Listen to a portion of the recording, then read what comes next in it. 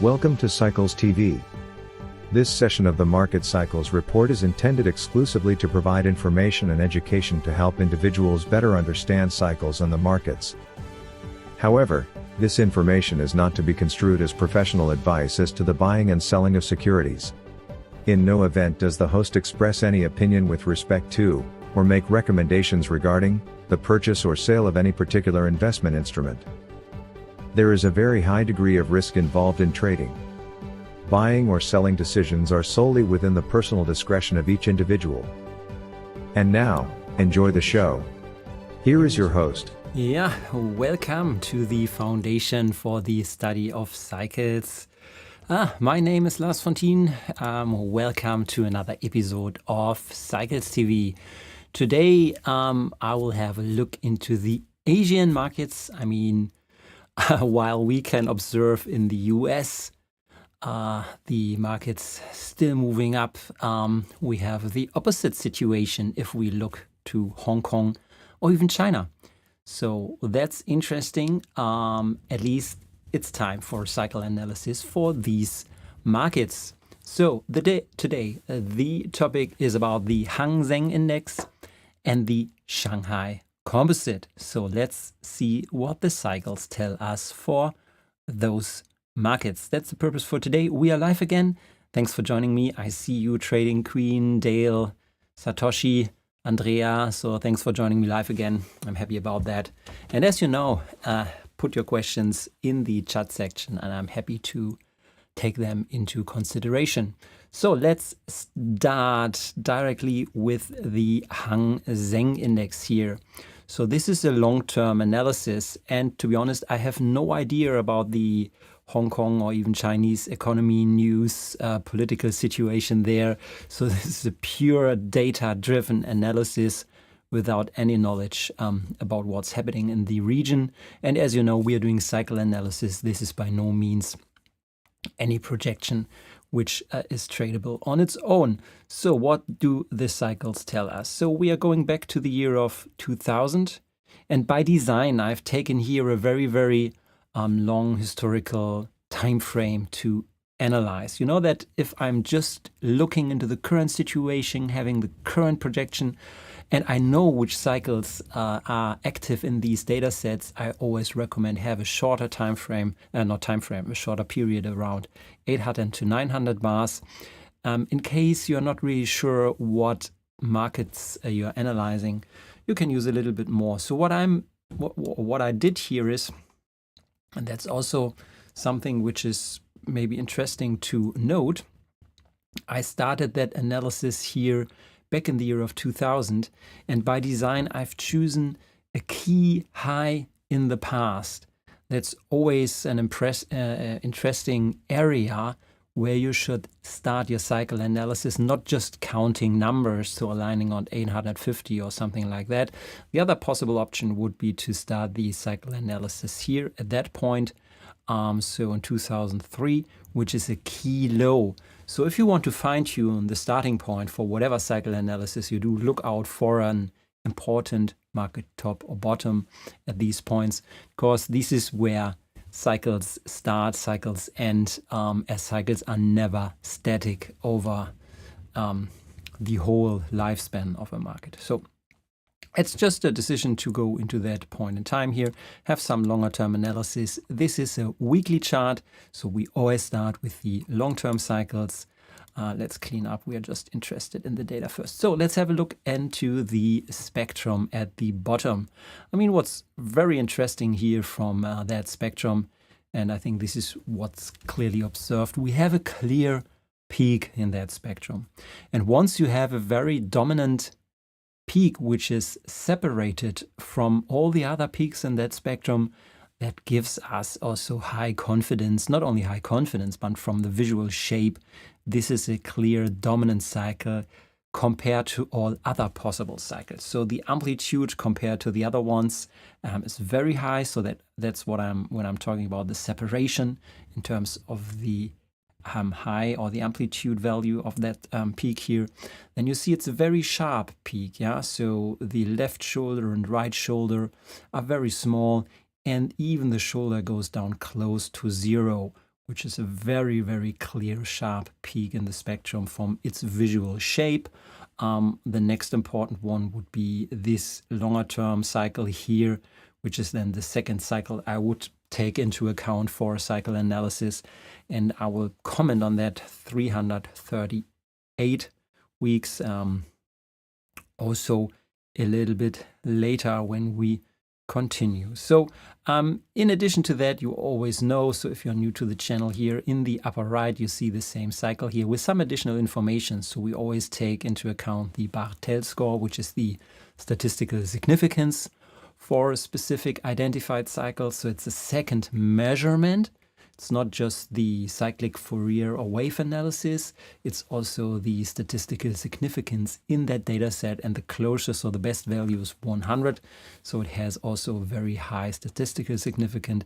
It's rated as the second cycle from the top, which means it has a very high strength. Strength is an indication about how much impact that cycle has also on the price movement compared relative to the other cycles.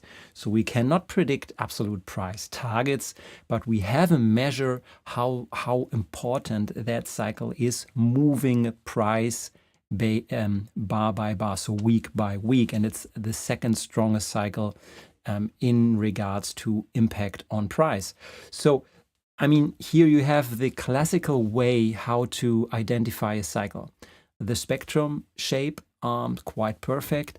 High statistical significance, very high strength score, and the separation to others is clearly seen. So that's a simple one to pick, to be honest. And if you know about 180 weeks, why that is also important, I will not dive into that, but you can research a little bit what 180 weeks means in terms of years, and then you can continue your analysis. So let's activate that cycle. Let's overlay it to the chart. And by no surprise, as we have these great measurements by the cycle, the strength and the amplitude, we already see from that overlay that we have a really, really interesting cycle, which has a high correlation if we just cross-check the turns, the cyclic turns between price and cycle. So this is what we're looking for. Here the theoretical top, here the real top, and that's the case how we now observe. So here the low, here then the top. So even this static cycle from going 20 years into the past, now moving forward, we have a key top here, bottoming here, then another topping area here, bottoming here. I mean, that's clear top. Here's another sharp top, and here then the bottoming area. So, I mean, that's just quick and dirty, but from a visual perspective, I think you get also that confirmation that price movements are in sync with that cycle. And what we're now looking for is the current situation of that cycle, which is shown here. So we have now passed the bottoming area, which was expected here then to end in the second half of 2023. Now we are early 2024, and this cycle is now up moving from the static component. So now it's time to shorten the analysis, even the bars you take into account. So if you want to fine tune the phase or have a better shape where the current phase is, then now you can, instead of having 1,250 bars, 850 bars, which will give you then better representation of the current phase, while you should look out for that cycle length. But I will not go into that fine-tuning now. That's just, I think the important message is clear, that maybe we have a double bottom here, where the first one is here and the second one is here, which is quite often if you have that official bottom in the center, and then at the side you see two double bottoms here, maybe aligning, at least from a timing period into, so the whole year of 2024 from that long-term analysis should, or from that simple cycle, just the long-term cycle here on the Hang Seng index is showing us an upward period for 2024. So now I want to pay attention to this longer term cycle here at the bottom. And the reason why is special relation. So if you are aware that we are also looking often for harmonic relations, maybe it's not obvious by the first few, but 180 multiplied by 2, you arrive at 360. And if you allow a deviation in these harmonic relations about 5 to 10%, then the 340-week cycle is exactly in alignment with an harmonic relation of 2. We could also bring that in by showing the harmonics model here. And if we hover over the key cycle of 181, we see that here the arc is showing a key relation to the cycle of 340 in general. So that's a key harmonic relation. It's also very prominent on the spectrum. And in addition, it's also ranked as second important cycle if we ask our AI model here. So that's the reason why I would recommend to put this as a second composite cycle model here on the chart to get a better feeling. Or the main purpose of doing that is to see if we got a shift in the projection or not. So if these two composite cycles are with the current projection are in sync, we even get more confidence about the projection. So now I've activated both of these cycles, and you see that, I mean, what we're always looking for is the, so we are here today, so it's just the current projection. We are not looking too far into the future, or you should never look too far into the future. We're interested here in the next important swing, which is early 2025.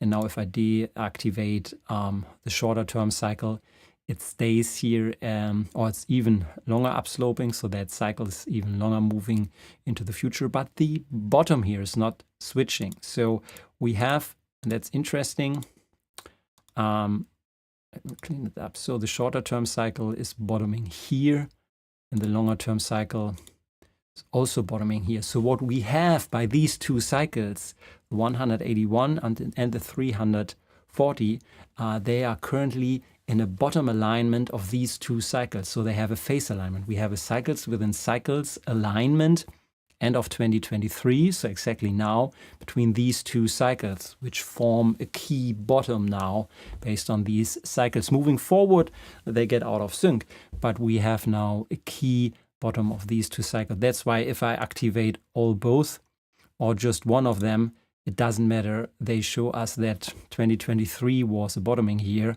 and both cycles are now moving up, and even the shortest one into early 2025, the longer term cycle even longer into the future. So that's the long-term model for the Hang Seng, which I think gives you a clear outlook. We could then also add the cyclic RSI, which I always recommend. So you need to do your technical analysis once you have completed your cycle analysis. In that case, I'm just showcasing here one of our favorite indicators, and you see here the first time was by that low, triggering the switch towards a bullish condition, and now we need to closely observe. So I would wait until the weekly indicator now turns back upward and then crosses this lower blue band here. If this happens, and it could happen now every week, maybe we need to monitor February, March, and if this happens, then we have the technical confirmation of this upswing here, maybe then in force, so a confirmation that this upswing is in force. You know, another measurement, so to complete the cycle analysis, is we can use future line of demarcation, so which is coming from Hurst's concept, and we can activate the plot, plot of FLDs. And the usage is that you align it to half of the dominant cycle. As the key cycle is here, or let's simplify the picture, let's just use the shorter one for a moment, is 180 weeks. So we use around 90 for the FLD, shifting price forward in time. And now we are looking for when the cross of price was to the downside of that FLD. And I think the last time this occurred was February 2022. So that was the confirmation which was given that downward cycle force is in full force, or half of that cycle price movement has been achieved. So in February 2022, we had already the confirmation that this downward cycle is activated or confirmed. And by the way, it's interesting, at that point we broke below the lower band, which is always a negative signal when you cross here down below. So the first indication comes when you cross here from top to below, but if you also cross to the downside of the next, which happened at that, but it's just an observation. The more important top point I want to mention here, we then measure a possible price target, which is then measuring from that top here, so the distance at which the turn occurred, and then we subtract the same length to the bottom, which gives us then the possible price target here. So you see just the principle, but if you look in the upper left corner, this is also calculated automatically, and this gives us a price target of 16.8. Depends a little bit where you count the crossing, or even 16.800 here, which is 16.8 is the level. I think which is exactly here. So it's now, if you click on that dot, you see the red line here. So that's the price target, which we have first touched here. That's, I think, where I would expect the double bottom. Second touched here. So we are now below that, but we are in a perfect positioned situations. If now the technical indicator crosses above, then we have a second time touched that price target. And if we then move upward, we would have also confirmation that the price target has been reached, which means we could expect the upward move to begin. So from the FLD principle, we also see confirmation that we have reached the downside price target using the FLD for that downward phase swing. So enough talk about the Hang Seng. Let's now switch to the Shanghai Composite. Shanghai Composite. Let me grab the chart for the Shanghai Composite, and let's cross-check the same here. So let's start with the overall picture, doing the same here. So we have a long-term analysis. Let's do the same first here. We have the weekly series. We have the standard setting with 850. You could shorten it to here, but I would recommend to extend it a little bit. So I would either use this key low here as a starting point, or this top here for a better long-term analysis. So let's reach out to the year of 2001, extend our data set here, and let's use this for the weekly analysis. So, and as you see here, that spectrum is not as easy, or not as beautiful. This is a different way as we had in the Hang Seng. So here it's a little bit more complicated to decide which cycle now to pick, because it's not clear. We would have 1, 2, 3, 4, 5 possible cycles, which would qualify as valid cycles. So we need a little bit more discussion on these cycles. First, if we would have no clue how to judge these different peaks, you could always have a look at the right-hand side of the spectrum. That's exactly where we have a ranking score. This ranking score is based on our AI algorithm at the foundation, which takes different measurements into account. So the visual shape in the spectrum, the relative visual shape of the other cycles compared to the one, the statistical significance, the strength, and the combination out of these different measures will then be bundled into a ranking score, which is then ranked from 1, which is the most important cycle, towards the other count here. So if we don't have further information, or even don't know how to differentiate it, the recommended most important cycle is the one here with 373 weeks in that sentence here. So let's have a quick look at the spectrum. I mean, it has a very nice left shoulder, which means it's really close to moving down to 0, which sets this apart from the other cycles. If you have a view at the shoulders also, from that possible peak here, that shoulder is not really moving down to zero. So I would count that peak is more valid because of this left shoulder here than this peak here. Story is maybe different for these two cycles here, but these two cycles have a lower amplitude. So from the amplitude perspective, I would also agree, and it's a very long-term cycle, to take this into account as a first cycle here. So let's have a check how this cycle will look like. Yeah, and I think it's clearly seen that, I mean, we just have 3 repetitions here, but we have this key high here in the year of 2001, this low here in 2005, the major top here in 2008, then again the low in the Shanghai Composite 2012, this key top here is low, and then rolling over to the downside here, which, I mean, it's just one cycle, but there we just have started the topping window and moving into 2026. But let's see what happens if we bring in the possible other cycles here. The second important cycle from my perspective, yeah, and it's also ranked number 2 here, would be this cycle with the length of 100 weeks. And the reason I would bring that one in is it's sharp, so to the left and to the right. Yeah, you see the shoulder, it's clear the sharp peak. We have a large green triangle, and you see this also if you look at the data for that cycle here. So we have the highest strength score of that cycle, so we have a high impact of price difference week by week of that cycle. The Bartle score is not the best, but we have high strength, and from the visual shape, this is also identified and therefore ranked number 2. So let's bring in that 100-week cycle as the second to a possible composite here, which then gives us this visual shape here, where we can even have some short-term cyclic movements here. Okay, yeah, it's, oh, sorry, I'm too big here. Yeah, so we could now, I mean, these are the key 2 cycles here, and let's maybe start with these 2 cycles first. Let's have some technical analysis here. So,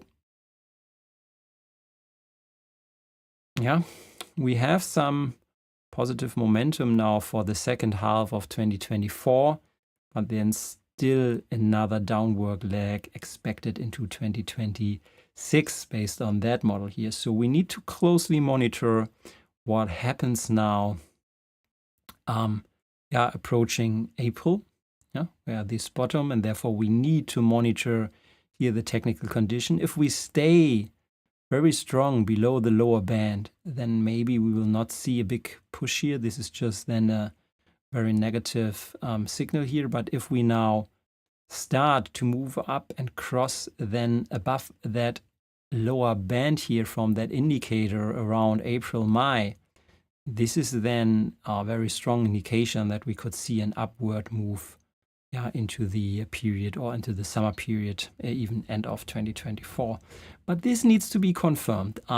This is not bullish yet. This is still bearish, just referring to that data. So for the fun part, then I would also add this cycle here, number 3 and 4. So, but it then gets really a complex composite model, where I always would be careful if you select more than 2 or 3 cycles in a composite. It's more like trying to curve fit a data set to a composite cycle model, which might be interesting, but I would not over-engineer now here the cycling model with these 4 cycles, and even the projection will not be different here. So we see a possible downward or bottoming area April, and regardless if we pick all 4 cycles or if we just stick to the 2 key cycles I have explained why to pick. So there the outlook is not changing, and then the upward swing for the second half of this year is also not changing either if we add them or not. So I think the cycles number 3 and 4 are useless because they don't alter our projection model we've seen here. So that's the Hang Seng weekly. So yeah, for sure, you need now to move into the daily analysis to have a more specific analysis, but I would leave now the daily analysis for you. I just wanted to present you a rough cycle analysis. So the Hang Seng looks quite clearer. Yeah, so the Hang Seng 180-week cycle seems to arrive at a bottom, even with the longer term 340-week cycle, which is now in sync in regards to the bottoming area, which is a quite interesting point in time. So the Hang Seng outlook is quite positive for 2024, while for the Shanghai Composite, the timing period from February to April is a projected bottoming area with then a potential up move into 2024, analyzing the weekly cycles model. So that's it for today. That's a long-term outlook for the Asian markets, China and Hong Kong. So might be interesting to have now a closer look for technical indicator, daily cycle analysis to fine-tune the daily model. But I think it's always the same procedure. You know how to do it. So we have 30 minutes, and I will now, if you want, let's have a discussion about what's interesting. Let me bring in your questions. So, give me a second. So, Dan, you are raising the question about the green shade around the FLD. Let me bring that up again. Let's just start with one cycle. Let's clean up a little bit the screen for a second. Can also zoom in here. Let's talk about that FLD. So let's first tune it. So we have 370.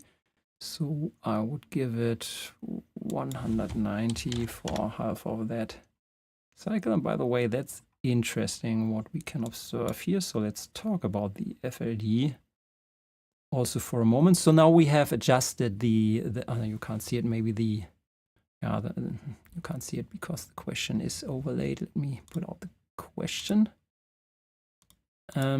So I have now synced the 190 FLD, which is around half the 370 or 185. So that's not now exact here. But first, your question is around the gray shade of that cycle. And that's just a percentage to the upper or downward. So I would never be as agnostic to the exact price forward. So I would give it a kind of range around that price movement. So maybe it's 2%, 5%. I'm not sure what the setting is, but it gives you a little deviation around the absolute price score. So you can see price should go through the full range, yeah, which gives you a little bit room for your judgment here. And moving forward, I will make this range or that window based on that FLD more customizable. Right now, it's just a static percentage around price. But I think you raised an interesting question then, because what we see here, January this year, we saw now the downward confirmation of that long-term cycle here, which, by the way, gave us now also an active price target, which you can see in the upper left corner, so that there's still room to the downside. Let me click on that here so that we can see the line. So moving down to 21,000 here, which is, I would assume, based on that top here. So the distance from that top traveled to here is now at that point the confirmation that this long-term downward swing is in place, which would then give us the projection, the price projection, moving even with lots of room to go here to the downside. We need to be careful when you deal with long-term cycles. You also need to take percentage measurements into account. So we can also measure price traveled from here to that top in percentage terms. And you see in percentage terms, it's around 20%. So that move was a 20% move. So we could expect another 20% from the current level here. And the current level at that point is 30K. So if you just divide 20% from that level, so also dealing with the log scale here, we will arrive at 24. Yeah, so that's from in a logarithmic scale. If we move down now 20% from that level, I would expect the downside target for 2,400, not 2,100. So, but this could, by the way, this could be now an interesting target. So I would recommend here, watch the 2,400 level. Yeah, which is just 20%. So this is just another 20% move to the downside, which was also a 20% move, which we saw from here. So another 20% brings us to 2.4 or maybe somewhere in this area. And that's maybe what you should look out for April, May, right? So if you remember analyzing or bringing in the second cycle on that composite, we could see maybe already approaching that level in April, May this year, which is then in alignment with this important dominant short-term cycle model. So I've just activated that. So this is now the combination of using that FLD, which in logarithmic terms, this is the 2,400. That's the price level. And that's the timing level here. So that's now a really interesting situation to monitor. I mean, you know, you need to use technical indicators for that, which I will bring it in again. So timing is here, price is here, and here, if you see here now the technical indicator breaking above the lower band, then you have everything in place. FLD, timing, technical situation on the concept of FLDs, also using this downward projection here. Yeah, done. Thanks for your question. So I think that's was just on the green shade, but even the FLD analyst gave us some more clues what to expect here. Okay. So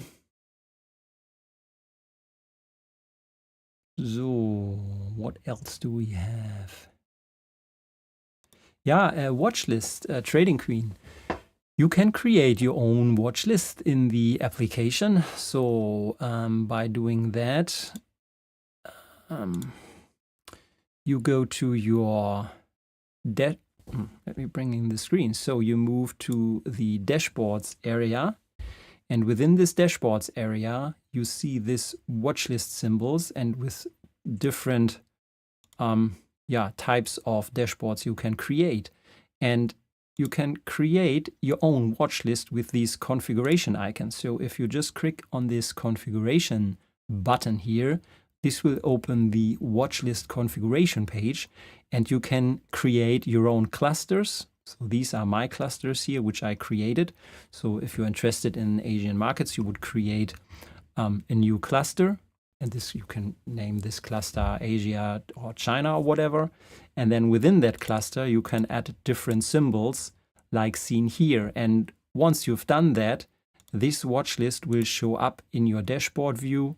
And from that dashboard, you have a quick jump to the cycle analysis screen, which then makes your life much easier.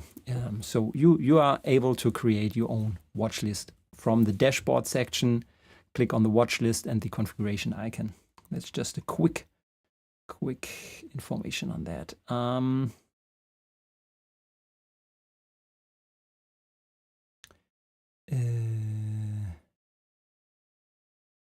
Yeah, I see.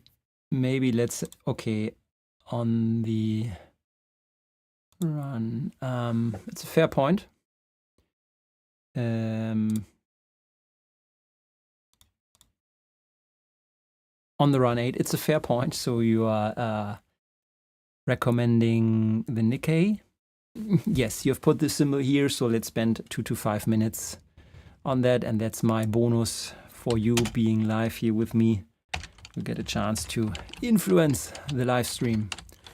Let's pull up the Nikkei index here. So I'm just cross-checking.